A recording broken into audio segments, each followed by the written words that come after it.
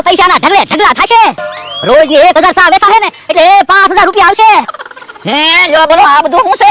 જોવો ને હોટલ બનાવી. કોઈને મેં એમ શું કયો આપણે એમ કયો ને મેં સાની હોટલ બનાવી તો હું મત કહું ને મેં સાની હોટલ બનાવી. ના રે ના હોટલમાં મારો ભાગ.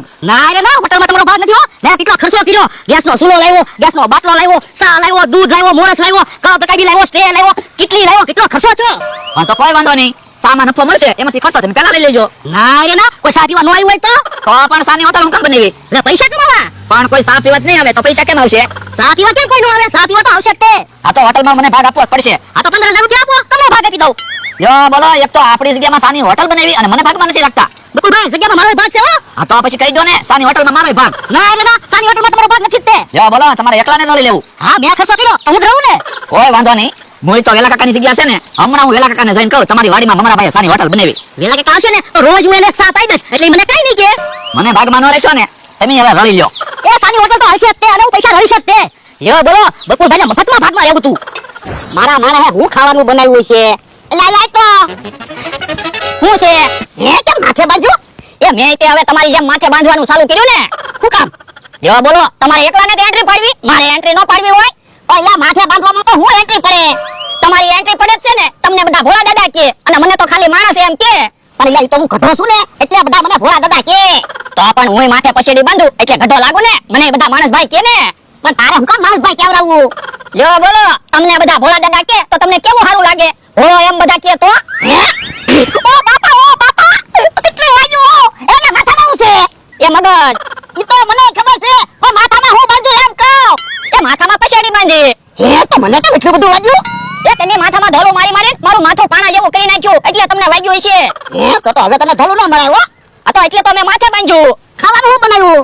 એ હજી કાંઈ ખાવાનું નથી બનાવ્યું. રીંગણા બાફવા મૂક્યા. હે પણ રીંગણા કેમ બાફવા મૂક્યા? એ શાક બનાવવું હોય તો વાર ન લાગે ને એટલે. તો પણ રીંગણા બાફવા કેમ મૂક્યા? શાક બનાવીને ખાય ને. પણ રીંગણા બાફવા મૂક્યા એમાં તમને શું વાંધો? હે ઓ બાપા હે પાડો માથામાં કેમ પાડો બાજો? એ તમે ધોલું મારો એટલે. લો બોલો કેવો મારા છે? હું ધોલું મારું એટલે માથામાં પાડો બાજો. મને વાગે ને. બાપા હું ઈ જ વિચાર કરતો તો મને વાગે હું આ તો પાડો બાજો. આ તો પણ હવે ધોલું ન મારતા મને માથામાં વાગે. તો કોઈ દિવસ માથામાં પાડો ન બાંધતો. એ હારું કાલથી માથામાં કાંટા બાંધવા છે પછી ધોલ મારી ગયો તમને ખબર પડે. શું કીધું?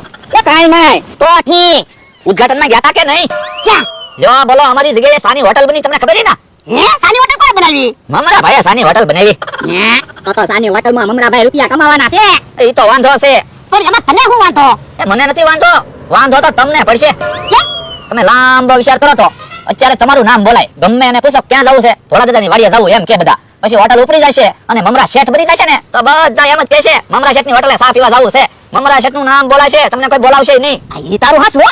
તો હું તો શું કહું હોટલ બંધ કરાવી. અહીંયા તો કેમ હોટલ બંધ કરાવી? સાની હોટલે તમારા માણસને કામે રાખી દેવી તો.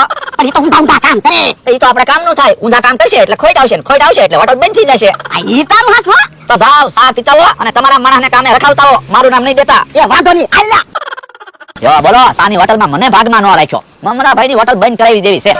ક્યાં કાકા તમે અડધી કલાકથી બેઠા બેઠા સાપુ વાસો. સાપો પીવો? પણ પેલા સાપુ તો વાસી લેવા દે પછી સા પીવું. એ હારું. હે સાની હોટલ બનાવી? હા હારું હારું. હે ક્યાં સાપુ વાસે? હા તો જોરથી સાપુ વાસ એટલે મને તો સંભળાય. પણ મને ક્યાં વાસતા આવડે? હે બાપા વાસતા નથી આવડતું તો સાપુ